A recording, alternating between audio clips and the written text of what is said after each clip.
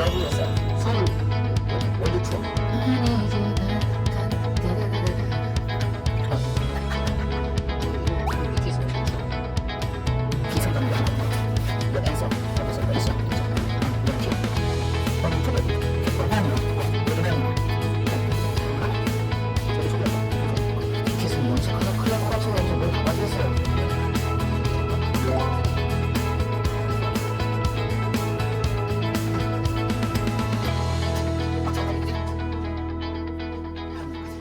자, 여러분, 방탄소년단 아마 좋아하시는 분도 계시고, 그리고 여전히 방탄소년단이 모르는 사람들도 꽤 있어요. 우리 얼마 전에 동창회 나갔더니 제 동창 중에서 치과 의사가 있거든요. 걔는 완전 3년 전부터 콘서트도 쫓아갔고, 얼마 전에 막 외국에 있는 콘서트 티켓까지 사서 갔다 왔더라고요. 애가 셋이에요. 그래도 그렇게 너무너무 방탄소년단을 좋아해요. 그 열정적인 모습이 자신의 어렸을 때 20대를 보는 것 같아서 볼 때마다 너무나 젊어지고 기분이 좋아진다. 그래서 좋아하더라고요.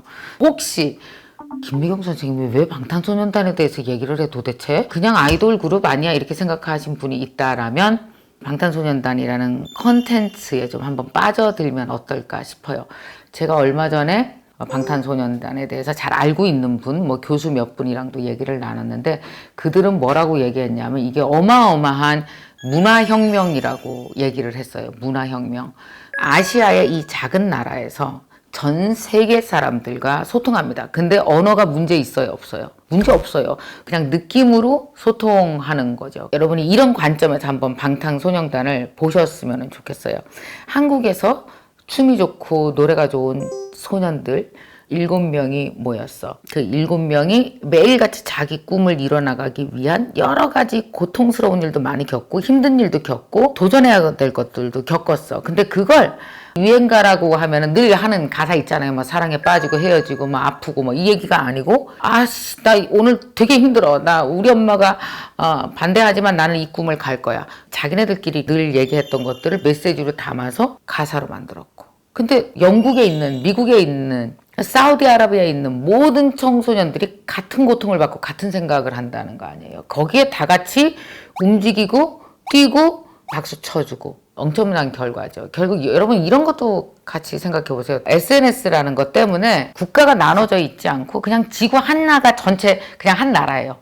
옛날에는 언어가 안 통하면은 이게 큰 장벽이었는데 이제는 언어가 장벽이 되지도 않아요. 막 이러니까 이 사람이 가지고 있는 하나의 그 영향력 있는 목소리가 전 세계를 확 휘어잡는데 시간이 얼마 안 걸린다는 거죠. 그게 또 가능하다는 거죠. 그게 한국에서 있을 수 있지만 이제는 그게 어느 아프리카에서 있을 수 있고 저기 시베리아 꼭대기에서도 있을 수 있는 일이고 한 사람의 영향력 있는 목소리는 이게 전체 지구를 다 싸잡는데 이게 삽시간에 얼마 안 걸린다는 얘기예요. 이게 바로 오늘날의 영향력이고 오늘날의 컨텐츠가 소통되는 방식이고 이게 문화적 힘입니다. 방탄을 볼 때는 이걸 반드시 주목해서 보셔야 돼요. 되게 좋아하고 또 방탄을 연구하는 이유도 사실은 그 엄청난 문화적인 파워 거기에 있습니다. 이 방송을 보시는 분들 중에서 이런 분이 있을 거예요.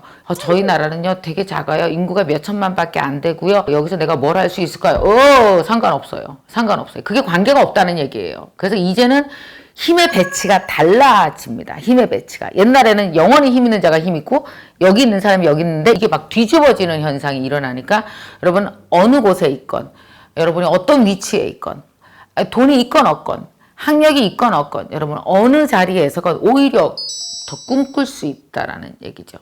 방탄을 보고 여러분들이 꿈의 가치와 꿈에 대한 힘의 해석이 좀 다시 달라졌으면 하는 생각.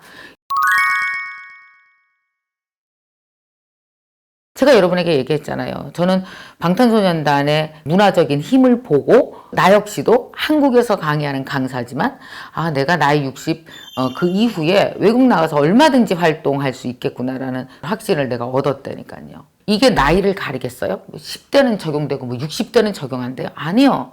그 현재 위치에 대해서 과소평가하지 마셨으면 좋겠습니다. 방탄소년단이 갖고 있었던 힘 중에서 첫 번째 힘은 저는 뭐라고 생각하냐면 자신의 능력, 자신의 꿈을 과소평가하지 않은 것에 그 첫 번째 비결이 있다는 생각이 듭니다. 한국만 해도 그런 게 있어요. 서울에서 있으면 굉장히 많은 것들이 서포트가 되고 지방에 있으면 뭔가 서포트가 좀 적고 이런 생각하거든요. 방탄소년단 막 거창, 부산, 대구 뭐 이런 출신들이잖아요. 지방이 많거든요. 중요한 것은 내 18살, 내 14살의 힘에 대해서 절대 난 안 될 거야 라는 말 하지 마십시오.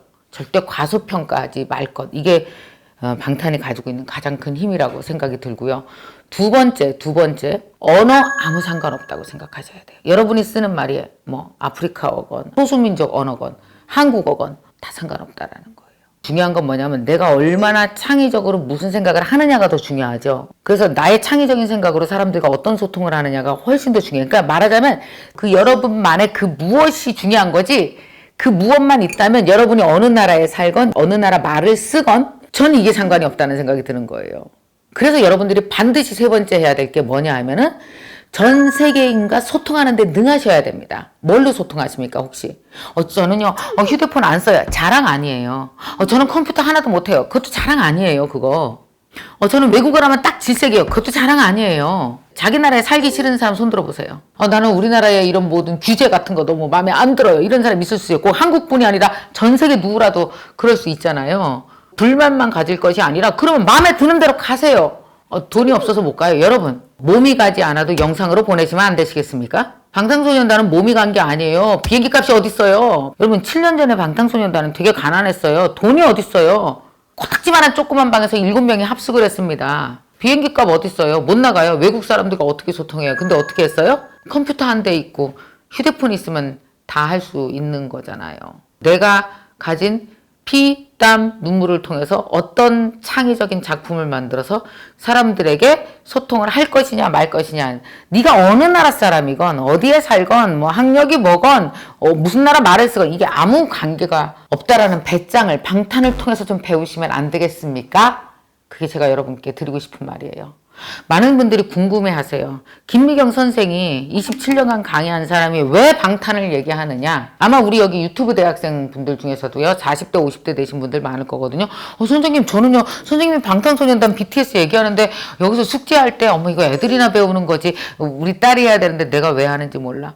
저는요 올바른 사람이라면 배워야 될 대상의 나이, 국적 아무것도 가리지 않는다고 생각합니다. 성별. 버스에서 굴러다니는 잡지에서 한 줄에서도 깨달을 건 다 깨달아요. 그거 중요한 거 아니에요. 저는 방탄소년단의 데뷔 때부터 보면서 여기서 우리가 배워야 될 배짱 참 많겠구나. 이제 내년이 2020년입니다. 그죠? 제가 강의한 지 27년 됐거든요. 근데 지난 27년보다 돈을 버는 방식, 성공하는 방식, 세상과 소통하는 방식이 지난 3년간 다 바뀌었어요. 여러분 봐봐요. 저 방송 안 나가잖아요. 저 유튜브에 앉아 있잖아요. 어제도 제가 방송국분 만났거든요. 아주 죽을 써요. 죽을라 그러세요. 시청 시간이 너무 떨어지는 거예요. 유튜브 시청 시간 엄청 길어졌어요. 그러니까 어때요? 광고가 이쪽에서 다 유튜브로 옮겨오고 있는 중이에요. 저는요, 내 직업을 엄청 좋아합니다. 이 직업을 가지고 끝까지 잘 내가 이 직업으로서 여러분과 소통한 상태에서 잘 마무리 졌으면 좋겠어요. 자, 그렇다고 본다면 여러분 어떤지 아세요? 이 유튜브라는 플랫폼이 되게 중요한 플랫폼이에요, 나한텐. 내가 되게 귀하게 생각한다고요. 저는 어떤지 아세요? 몇 년 전부터 플랫폼이 어디 가는지를 봤어요. 아, 유튜브로 왔구나. 여러분, 유튜브는 또 그 다음 어디로 갈까요? 여러분, 이걸 가장 앞서서 그 노래, 춤, 무형의 컨텐츠밖에 없는데 이 무형을 플랫폼에 태워서 어마어마한 인기라는 무형의 상품을 만든 후 그 무형이 다 유형이 돼서 돌아와서 회사의 이익도 되고 이들의 성공을 만들고 여러분 이 무형에서 트렌드를 타고 유형을 만든 사람이 방탄소년단이에요. 그것도 전 세계적으로 글로벌 마켓에서 중요해요. 글로벌 마켓. 로컬 마켓이 대부분 다 작습니다. 그래서 우리가 가고 싶은 글로벌 마켓에서 우리가 이용해야 될 테크놀로지를 이용해서 7명의 몸만 가진 젊은이가 어떻게 뭘 끌어냈는지 왜 안 궁금해하세요? 궁금하지 않아요? 배울 게 100가지가 넘는다고 난 생각이 드는데 그래서 제가 BTS 스쿨을 하는 거예요. 그래서 제가 오늘 이렇게 열내서 얘기하는 겁니다. 아직도 이해 못하고 가면서 BTS 스쿨 왜 하는 거야? 이러시는 것 같길래요. 이걸 통해서 저 자신도 많이 깨달아가고 있습니다. 그래서 여러분 제가 말씀드린 이 세 가지 방탄소년단이 무엇을 믿었는지에 대해서 잘 생각해 보시고요. 저와 함께 이 무형으로부터 유형을 이끌어내는 이 비밀들을 앞으로 차근차근 더 많이 찾아냈으면 좋겠습니다. 여러분에게도 뭔가 무형의 자산이 있을 거라는 생각이 들어요. 방탄소년단이 남들은 믿지 않았지만 본인들이 믿었던 게 하나 있었다고 그랬어요. 저도 어렸을 때부터 나한테 그냥 하나 믿었던 게 뭐냐면 나는 말이면 좀 하는데 이거였어요.